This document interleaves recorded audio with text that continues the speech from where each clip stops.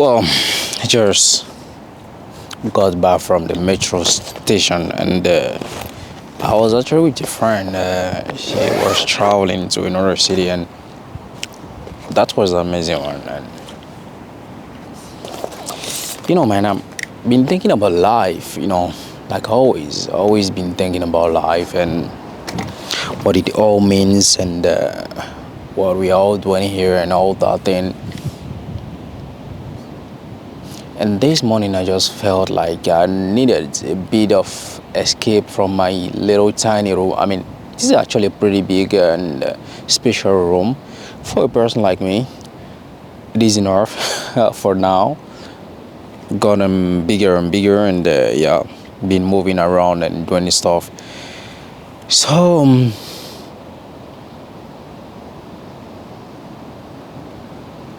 it's a pretty change, a pretty amazing change that we experience and that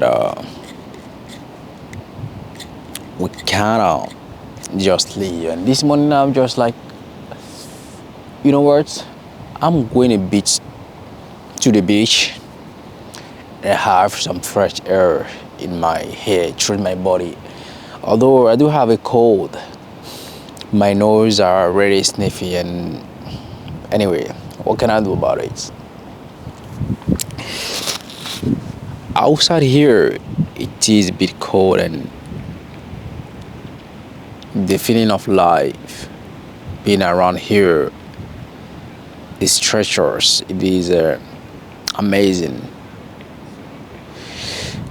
One of the things I've realized is just that no matter what you want and no matter what I want, there is always more to that.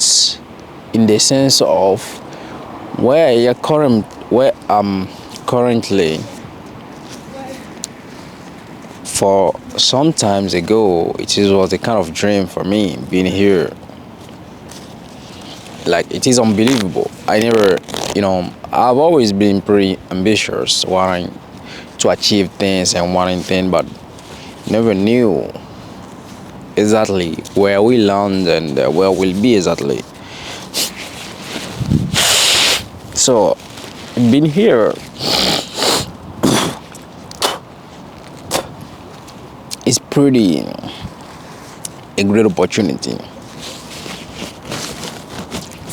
But now, what is the most challenging part of life being here? It is mostly about not understanding the society in itself. Well, I'm trying to understand it from first principles, which also means I have to go back to studying.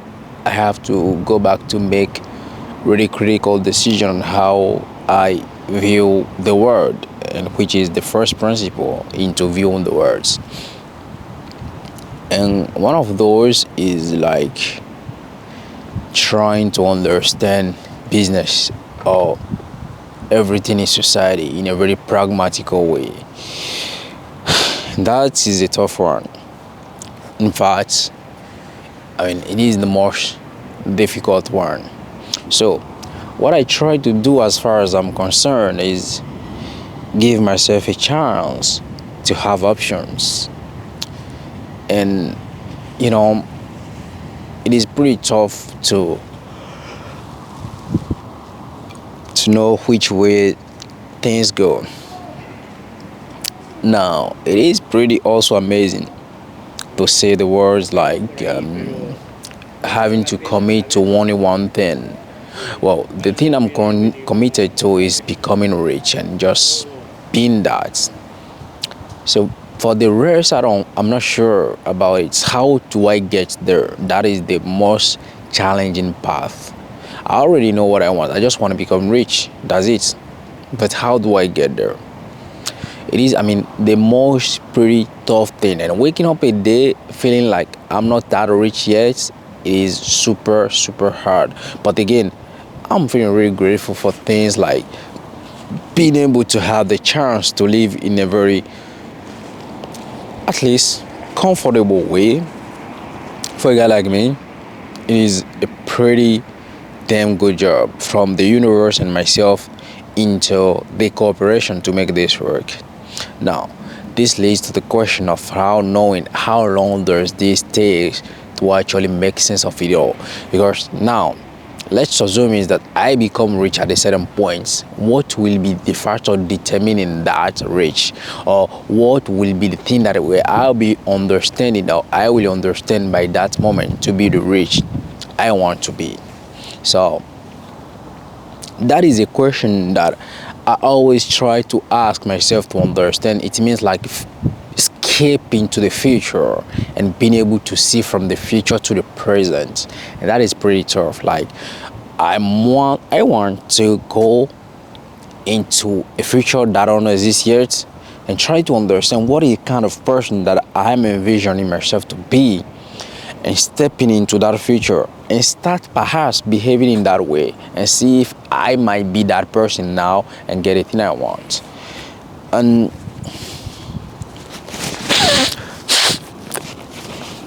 it is not as easy as we think it is, because that requires a lot of mental focus and a lot of energy to be spent in understanding the distance between the person you are now and the person you want to be tomorrow. That is a pretty hard work to do. And I realized that on the path to becoming wealthy, the hardest of the work to do is the mental one. I mean, the psychological work involved in this. Now, I'm not rich by any means. Of course, I am living and I'm surviving. That means I'm rich in a certain way. But the most hardest thing in life is not about, I guess, the physical acquisition of materialistic wealth, but it is more about the mental faculty to build wealth regardless who you are and where you are, and at any time of and at any stage of your life. Now, if I'm given $1 million today, of course that is pretty damn good money. I can spend it in whatever I want. Now, do I have the faculty to make it back? That is one difficult question to answer, because I don't know. And sometimes I feel like money is kind of the problem, but there is unlimited amounts to the money that is actually my problem. And I mean, there is a limit to the amount of problem that my money can solve in my life. Money cannot just make me like smarter tomorrow per se. Money can contribute into that. I mean, money can help in buying books, in getting education. Money is truly important in that, but the money itself used wrongly won't do that. So what makes the thing I do make me even smarter? It is not just the money itself, it is me making the decision to use money in a certain way. So that's why the most hardest part of life is not just the money, it's about the mental faculty to make the decision that leads to the money, that leads you simply to making money. Now, in society, we've seen thousands of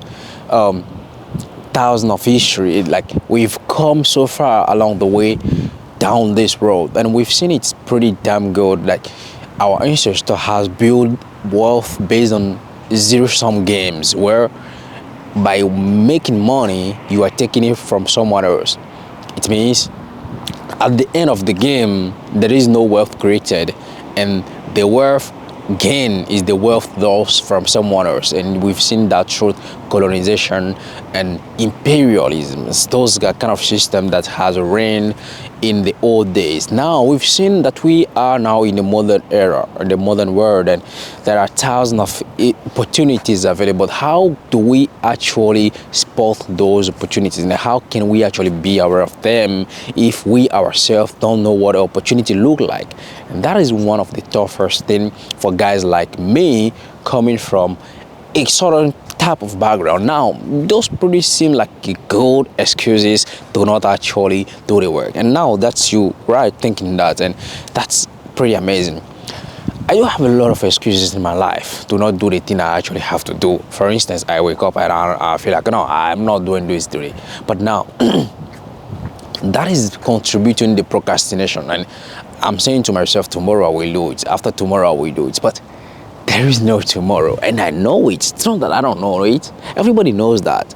But we keep procrastinating and we're waiting for that perfect moment. We're waiting for that perfect day. And I'm always doing the same thing. How do we make the change? What has to change before making the change? I'm asking those questions. I don't have answers to them. I'm still looking for them.